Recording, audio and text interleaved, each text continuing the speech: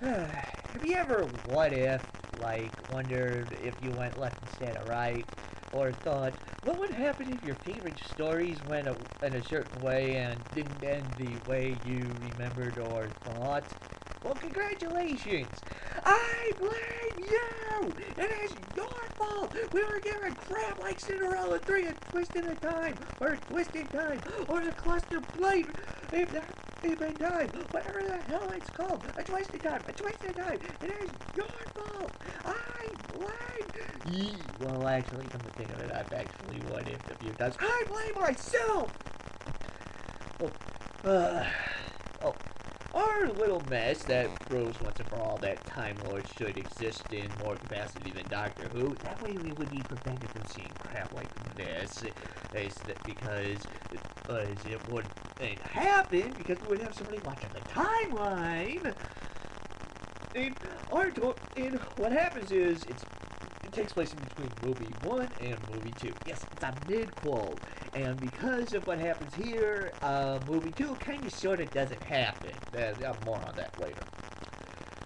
So the fairy godmother is setting up all this tea party celebration, and Cinderella and the prince are living the high life. It's basically Miller time, 24/7. Although it's Disney, so it's pretty much non-alcoholic Miller time. Meanwhile, all the wicked stepmother and her daughters are living in their house that's currently dilapidated, or as Lionel Hutz would say, cozy. Well, it turns out in this one, much like in movie 2, the red-headed stepsister is the kinder, gentler one.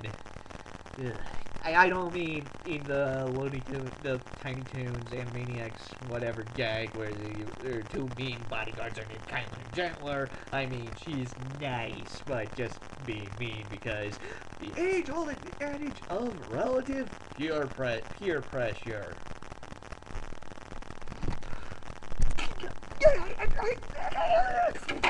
Okay, that's honest. So, anyways, she longs to have the same life Cinderella has, and lo and behold, the fairy godmother flings her wand by accident. I think it's accidentally on purpose, but what do I know? Oh, and the redhead stepsister picks up the wand and takes it to the stepmother. Well, after getting the fairy godmother literally stoned, I mean turned into stone, although being stoned while watching this is highly recommended, she rewinds time, alters that glass shoe to fit the redhead stepsister's big ugly feet. I mean big ugly feet. Sideshow Bob big ugly feet. And changes history so that she winds up nearly marrying the prince, and they live the high life. But not to worry, fans, for Cinderella gets to live in the palace too, as the servant. Now, I have no idea why this would happen. I mean, one would think if she went anywhere near the prince, wait a minute! Hey, I remember your face now! Wait, I am not the ugly one and marry you! Well, actually, that is what happens. But the wand is still in the stepmother's hands, so she alters the prince's memory, and Cinderella is sent to exile for a bogus crime. Well, then the mice jump in, and after a really lousy song and dance number, in fact, this whole thing is full of lousy song and dance numbers, the prince gets on a horse, not his high horse, a horse, but if it were a high horse,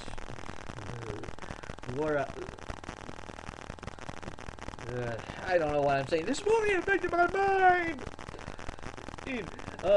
Anyways, he gets on his horse, rides off, stops the boat just in time, then goes back to the palace and tells his dad that the evil stepmother used a magic wand to do all this, and he believes it. Yes, we have apparently found the one matriarch that hears magic. Okay, I believe you. Let's arrest her for messing with the... Is there a law against this? Okay.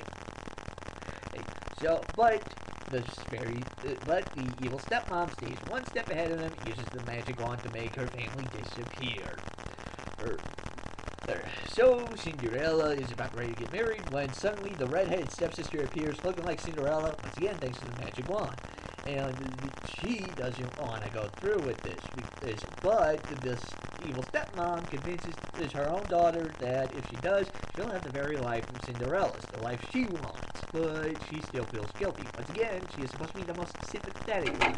Now, I have no idea how this works. They are supposed to be the wicked stepsisters. There's no redemption, almost no redemption whatsoever. Sure, maybe it's in spirit of like, sure, I've heard like in the Brothers Grimm or something like one or two of the stepsisters beg for forgiveness and all that stuff. But maybe it's in spirit of that. I don't know, but it just feels forced and awkward in both movies nonetheless. They're probably trying to expand their Disney princess line and with it. And I don't know. Yes, buy your ugly, wicked stepsister action figure today. Now armed with a conscience.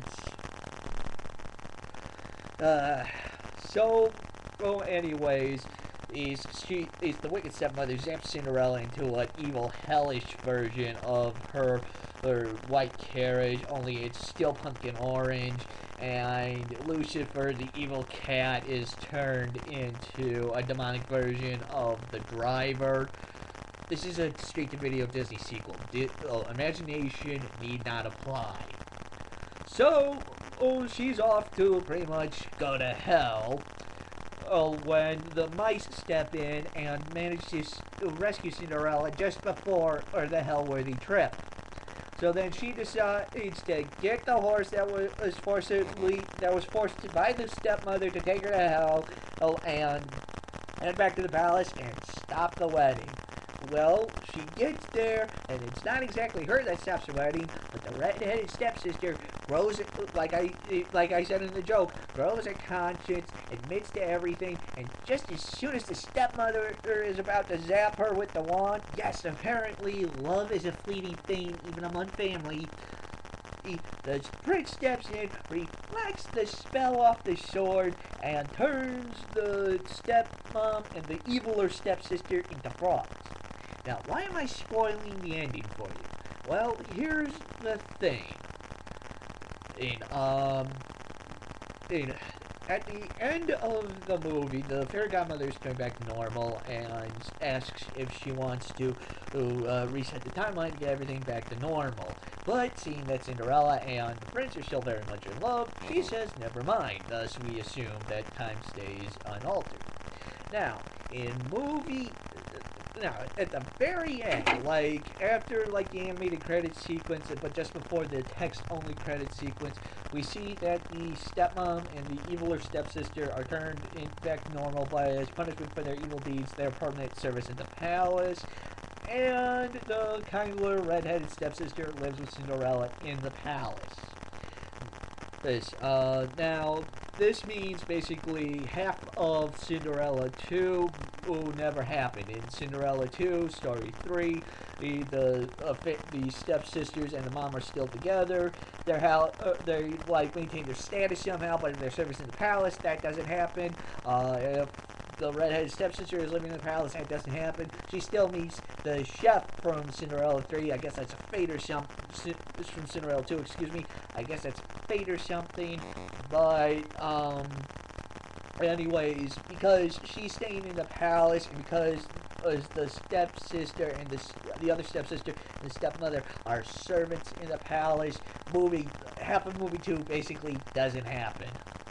Wish that happened in real life, then I could have avoided it. Movie 2 is the next review, by the way. Final verdict for completely changing the timeline, for basically just grasping at straws to understand it to the point where I understand the history altering of Kim Possible, A Stitch in Time a hell of a lot better than this. This movie gets a MST3K B-movie bomb. Only watch it if you and a couple of friends are in a mood to rip something to shreds. Now, if you excuse me, I gotta go back in time and undo watching G Savior. Clark to Verada. Wait, those aren't the words. Oh crap, I think I did her back!